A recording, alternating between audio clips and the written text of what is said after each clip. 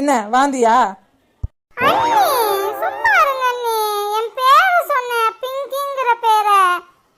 ஆமா, நீ சொல்ற மாதிரி என்ற கைய வாயில விட்டு ட்ரை பண்ணனா வாந்தி தான் வரும். அதை வேணா எடுக்கிறேன், புடிச்சுக்கிறியா?